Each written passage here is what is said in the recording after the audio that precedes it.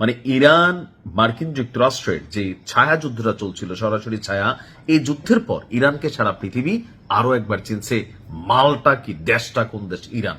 অর্থাৎ ইরানকে নিয়ে আমরা সবাই ভাবতাম, আমি নিজেও ইরানের নিউজগুলো করার পরেও ভাবতাম যে ইরান যদি মার্কিন যুক্তরাষ্ট্রের সাথে সরাসরি কখনো যুদ্ধ লাইগা যায়।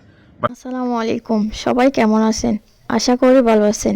আপনারা সবাই ভিডিওর শুরুতে ভিডিওর কিছু অংশবিশেষ দেখে বুঝতে পেরেছেন ভিডিওটা কতটা গুরুত্বপূর্ণ। তাই আর বেশি কথা না বাড়িয়ে চলুন আমরা মূল আলোচনায় চলে যাচ্ছি। তার আগে সবাইকে রিকোয়েস্ট করব, যারা আমাদের চ্যানেলে নতুন আছেন প্লিজ সবাই সাবস্ক্রাইব করে সাথে থাকুন। চলুন ভিডিওটা দেখি। ডিপ জলের একটা ডায়লগ ছিল, সবাই যা পারে আমি তা পারি না, আর আমি যা করি তা কেউ করতে পারে না। ছান্ডা মান্ডে কলজ খৈড়া দেমো। আমার এই ডায়লগটা মাঝে মাঝে মনে হয় যখন আমি ইরান নিয়ে কথা বলি। অলরেডি চ্যানেলে একটা কমিউনিটি গাইডলাইন আসছে, যার কারণে হয়তো শব্দগুলোতে আবারও আগের মতন কিছুটা পরিবর্তন আনবো। হোয়াট এ প্লেয়ার ভাই!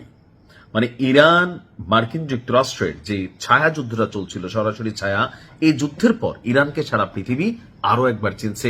মালটা কি দেশটা কোন দেশ? ইরান। অর্থাৎ ইরানকে নিয়ে আমরা সবাই ভাবতাম, আমি নিজেও ইরানের নিউজগুলো করার পরেও ভাবতাম যে ইরান যদি মার্কিন যুক্তরাষ্ট্রের সাথে সরাসরি কখনো যুদ্ধ লাইগা যায় বা ট্রাম্প যদি সিরিয়াস নেয়, তাহলে ইরানের কপালে দুঃখ আছে বা টিকতেই পারবে না, একদম তামা তামা হয়ে যাবে। কিন্তু ঘটনাটা ঘটলো উল্টা, যে মার্কিন যুক্তরাষ্ট্র নিজেরাই সব প্রণোদিত হয়ে আপনার ইরানের সাথে 14 দফা একটা চুক্তি হচ্ছে। আর এখানে পজিটিভিটি হচ্ছে যে ইরানকে আপনার মার্কিন যুক্তরাষ্ট্র বড় ধরনের একটা ক্ষতিপূরণ দিবেন। অর্থাৎ মার্কিন যুক্তরাষ্ট্রের হামলার ফলে ইরানের যে অর্থনৈতিক ক্ষতি হয়েছে, অবকাঠামোগত ক্ষতি হয়েছে, ব্যবসা বাণিজ্যের ক্ষতি হয়েছে, সবকিছুতে তারা একটা বড় ধরনের পয়সা দিবেন। তবে এটা খুব প্রকাশিত না। এছাড়াও জাতিসংঘ সহ বেশ কিছু ইস্যুতে যে নিষেধাজ্ঞাগুলো ছিল সেগুলো কিন্তু তুলে নেওয়া হচ্ছে।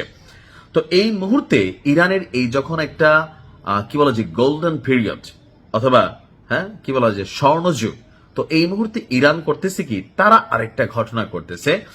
আন্তর্জাতিক গণমাধ্যমগুলো বলছে ইরাকের ভেতরে গোপনে নতুন কয়েকটি সেল গঠন করেছে ইরান। কেন? এটার একটা ব্যাখ্যা দিচ্ছি। তবে এই সূত্রগুলো কই থেকে নিউজগুলো আসছে, আপনার এক্সক্লুসিভ প্রতিবেদন প্রকাশ করেছে ব্রিটিশ সংবাদ সংস্থা রয়টার্স।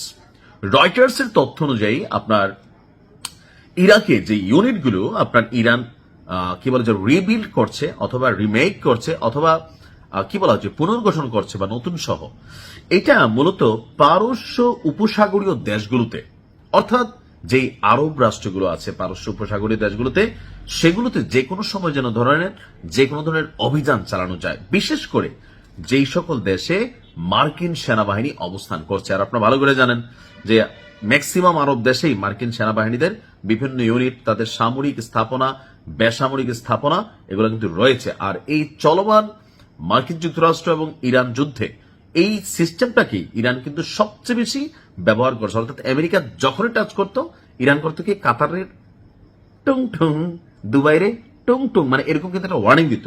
সো এটা একটা ফ্যাক্ট হয়ে দাঁড়াইছিল মার্কিন যুক্তরাষ্ট্রের জন্য এই যুদ্ধটাকে পরিচালনা করার ক্ষেত্রে। তো সূত্রগুলো বলছে প্রতিটি সেলে প্রায় 10 জন করে এলিট যোদ্ধা রয়েছেন শিয়া। এইসব ইউনিট ইরাকের দক্ষিণাঞ্চলীয় শহর বসরা এবং সামার ওয়ার মরুভূমি এলাকা থেকে অন্তত 7টি ড্রোন অভিযান অতীতে চালিয়েছিল ধারণা করা হচ্ছে। তো তাদের লক্ষ্য ছিল আরব রাষ্ট্রগুলোর মধ্যে কুয়েত, সৌদি আরব, দুবাই বা আরব আমিরাত যে নামে চিনি, সেখানের বিভিন্ন সামরিক এবং কৌশলগত স্থাপনাগুলো।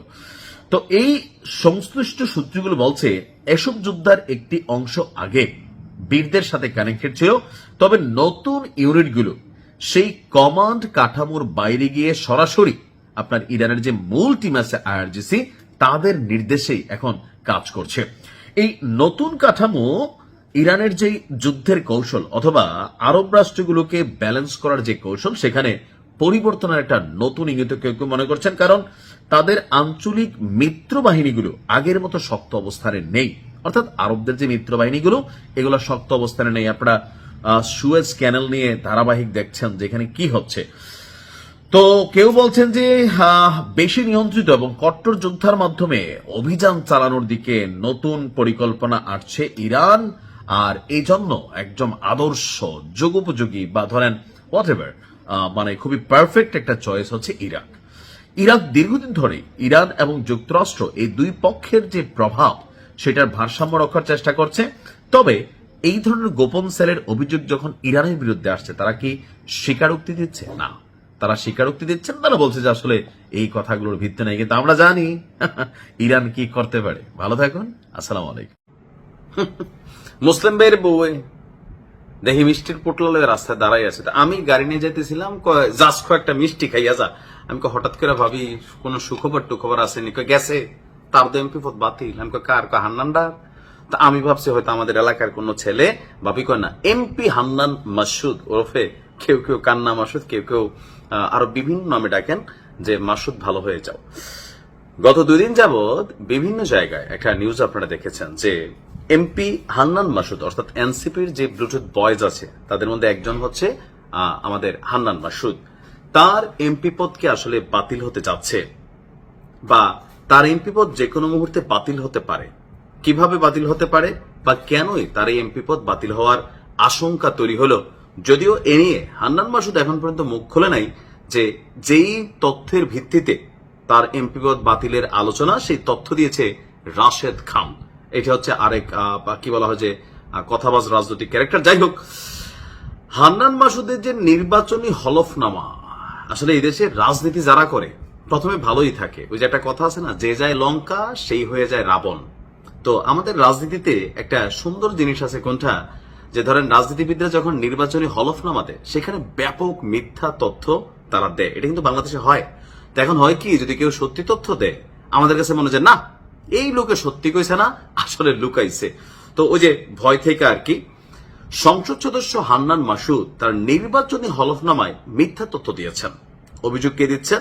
অভিযোগ দিচ্ছেন বিএনপির নেতা রাশেদ খান। এই অপরাধে হান্নান মাসুদের সংসদ সদস্যের যে পদ আছে, এমপি পদ আছে, সেটা বাতিল হবে কিনা প্রশ্ন তুলেছেন তিনি। তো তিনি এই কথা কারে বলছেন, পুরো জাতিরে জানান দিয়েছেন ফেসবুকের মাধ্যমে।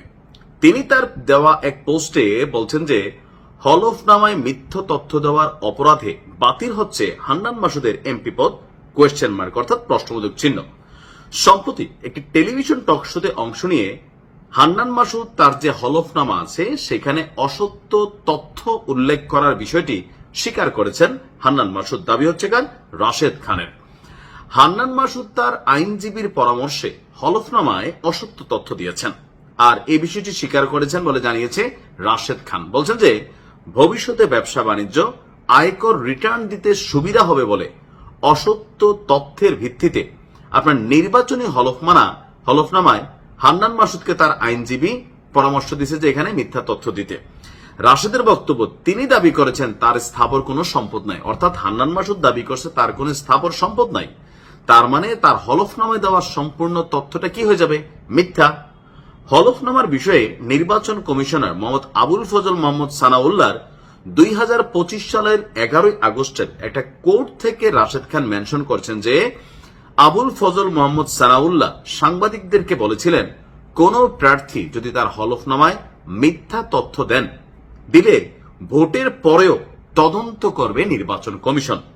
তো এক্ষেত্রে সত্যতা মিললে বাতিল হবে তার প্রার্থিতা, চলে যাবে সংসদ সদস্য পদ। এটি সুনির্দিষ্টভাবে বিধান আরোপিতে সন্নিবেশ করা হয়েছে। অর্থাৎ আমাদের যিনি আছেন সানাউল্লাহ, তো তিনার দেওয়া তথ্য অনুযায়ী হান্নান মাসুদ অথবা যে কোনো এমপি তারা যদি তাদের নির্বাচনী হলফনামায় কোনো মিথ্যা তথ্য দেয়, তাহলে ভোটের আগে, নির্বাচনে পাশ করার আগে সে একজন প্রার্থী, তার প্রার্থিতা বাতিল হবে। আর পাশ করার পরে তার এমপি হয়ে গেছে, তার এমপি পদও বাতিল হয়ে যাবে। এটা সুনির্দিষ্টভাবে আরপিওতে সন্নিবেশ করা আছে। এখন রাশেদ খান যে জায়গাতে প্রশ্ন তুলছেন, তিনি বলছেন আমি হান্নান মাসুদ সম্পর্কে অতীতে যে সকল তথ্য দিয়েছি তা সত্য নাকি মিথ্যা, তা হান্নান মাসুদের হলফনামায় দেওয়া তথ্য বিশ্লেষণ করলেও উত্তর পাওয়া যায়। কিছুদিন আগে মাসুদ দাবি করেছিল সে তার সহধর্মিনীর সেমিস্টার ফি দিয়েছে মাহবুব ভাই নামক একজনের কাছ থেকে ধার করে, আর নতুন বাড়ির জন্য ইট কিনেছে, কিন্তু 3 লাখ টাকা এখনো বাকি, টাকার অভাবে শোধ করতে পারছেন না। একজন এমপি এত গরিব, এত সৎ, আহারে। ফেসবুক স্ট্যাটাসের শেষে রাশেদ খান প্রশ্ন তোলেন হলফনামায় এই সততা কেন ফুটিয়ে তুললেন না তিনি? অর্থাৎ এখানে রাজনীতিবিদরা মাঝে মাঝে মুখ ফসকে এমন কথা বলে ফেলেন, সাংবাদিকদের গুতাই হোক অথবা কোনো পরিবেশের কারণে হোক, যেটা পরবর্তীতে তার উপরে ভারী হয়ে পড়ে। এই মুহূর্তে হান্নান মাসুদের উপরে তার দেওয়া তথ্যগুলি কিন্তু ভারী হয়ে পড়েছে, আর এই দাবিটা রাশেদ খানের। এখন দেখা যাক হান্নান মাসুদ এ নিয়ে কি বলেন। নির্বাচন কমিশন তাদের দেওয়া যে আরোপিতে সন্নিবেশ করা বিধান সেটা কি পালন করবেন? তো আমরা ইন অ্যাডভান্স এটা বলে দিই কিছুই হবে না। এটা একটা নিউজ আসছে, রাশেদ খান পড়ে দিছে, এতটুকুর মধ্যে সীমাবদ্ধ থাকবে। কারণ এরকম হলফনামা যাচাই করতে গেলে এই দেশে অনেক এমপিদেরই এমপিত্ব থাকবে না। এটাই বাংলাদেশ। ভালো থাকুন, আসসালামু আলাইকুম।